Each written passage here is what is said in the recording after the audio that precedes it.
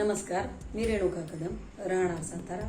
आज मी ज्या विषयावर बोलणार आहे तो विषय केवळ इतिहासाचा भाग नसून तो आपल्या वर्तमानाचा आरसा आहे आणि भविष्याचा मार्गदर्शक आहे। तो विषय म्हणजे अंधश्रद्धा, अन्याय आणि अज्ञानाविरुद्धचा महात्मा फुले यांचा लढा। आज मी तुम्हाला एक प्रश्न विचारते, एखाद्या समाजाला जर अंधश्रद्धेने जखडले असेल, अज्ञानाने पूर्णपणे आंधळे केले असेल, अन्यायाने पिळवटून टाकले असेल, तर अशा समाजाला मुक्त करणार कोण? जेव्हा सत्य बोलणे हे गुन्हा होते आणि शिकणे म्हणजे बंड होते, समानतेची भाषा बोलणाऱ्यांना तर समाजातून हद्दपार केले जात होते, तेव्हा एक माणूस उभा राहिला। तो माणूस केवळ उभा राहिला नाही, तर तो अन्यायाच्या डोळ्यात डोळे घालून बोलला, अंधश्रद्धेच्या मुळावर घाव घालणारा ठरला आणि अज्ञानाच्या अंधारात ज्ञानाचा सूर्य बनून उगवला। तो माणूस म्हणजे महात्मा ज्योतिबा फुले। जळत होता समाज अज्ञानाच्या ज्वाळेत, फुले उभे राहिले सत्याच्या उजेडात। अन्यायाच्या साखळ्या त्यांनी तोडून टाकल्या, समतेच्या वाटा त्यांनी जगासमोर मांडल्या। महात्मा फुले हे केवळ नाव नव्हते, ते क्रांती, जागृती होती। 19व्या शतकातील भारताच्या परिस्थितीचा जर आपण विचार केला तर अत्यंत भयावह दृश्य आपल्या डोळ्यासमोर उभे राहते। जाती विषमतेची सखोल दरी त्या काळात होती। स्त्रियांना तर गुलामांपेक्षाही वाईट वागणूक मिळत होती।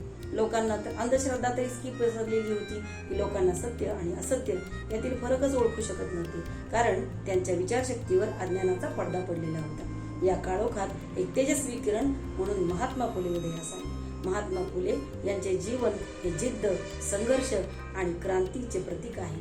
महात्मा फुले हे केवळ समाजसुधारक नव्हते, तर ते विचारांचे योद्धा होते। त्यांनी आपल्या लेखनातून, कृतीतून आणि आंदोलनातून सामाजिक अन्यायाविरुद्ध रणशिंग फुंकले। त्यांनी सर्वात पहिला प्रहार केला तो अज्ञानावर, कारण त्यांना माहित होतं की अज्ञान हे सर्व समस्यांचे मूळ आहे। अज्ञानामुळे माणूस अंधश्रद्धेकडे वळतो आणि म्हणून त्यांनी आज शिक्षणाला सर्वाधिक महत्त्व दिले। 1848 साली त्यांनी पुण्यात मुलींसाठी पहिली शाळा सुरू करून त्या काळातील समाजाच्या इतिहासात नवा अध्याय लिहिला। त्या काळातील समाजाच्या प्रस्थापित विचारांना ते दिलेले थेट आव्हानच होते आणि मुलींना शिक्षण देणे त्या काळात खूप अवघड होते। सावित्रीबाई फुले यांनी त्यांना मोलाची सहकार्य केलेले आहे। सावित्रीबाई ज्या वेळेला शाळेत शिकवायला जायच्या त्यावेळेला लोकांनी त्यांच्या अंगावर शेण, दगड फेकून मारत होते, त्यावेळी त्या सोबत दुसरी साडी न्यायच्या आणि शिकवायला पुन्हा उभ्या राहायच्या। ही जिद्द, ही चिकाटी हीच खरी क्रांती होती। महात्मा फुलेंचे कार्य हे शिक्षणापुरते मर्यादित राहिले नाही, तर त्यांनी अंधश्रद्धेवर विरुद्धही जोरदार आवाज उठवला होता। त्या काळामध्ये अनेक प्रकारच्या अंधश्रद्धा होत्या। कर्मकांड, विधवांवरील अत्याचार, जाती व्यवस्था, जातीचे वर्चस्व या सगळ्या गोष्टींना तर्कशास्त्रानुसार महात्मा फुलेंनी तपासले आणि त्यातील खोटेपणा उघड पाडला। लोकांना त्यांनी सांगितले, अरे देव हा तर माणसाने निर्माण केलेला आहे, माणसाला स्वतःचं भविष्य स्वतःच घडवायचं आहे। त्यांनी लोकांना विचार करायला शिकवलं, प्रश्न विचारायला शिकवले आणि महत्वाचे त्यांनी त्याच्यामध्ये सत्य शोधायला त्यांना प्रवृत्त केलं। या सर्व विचारांची संघटित चळवळ म्हणून त्यांनी 1873 मध्ये सत्यशोधक समाजाची स्थापना केली। या सत्यशोधक संस्थेने ते संस्था म्हणजे सामाजिक क्रांतीचे केंद्र बनले। या सत्यशोधक समाजाने अनेक प्रकारच्या जाती, भेद, अन्यायाविरुद्ध लढा दिला। त्यांनी विवाहासारख्या सामाजिक विधीतही साधेपणा आणला आणि या ब्राह्मणांच्या वर्चस्वाला आव्हान दिले।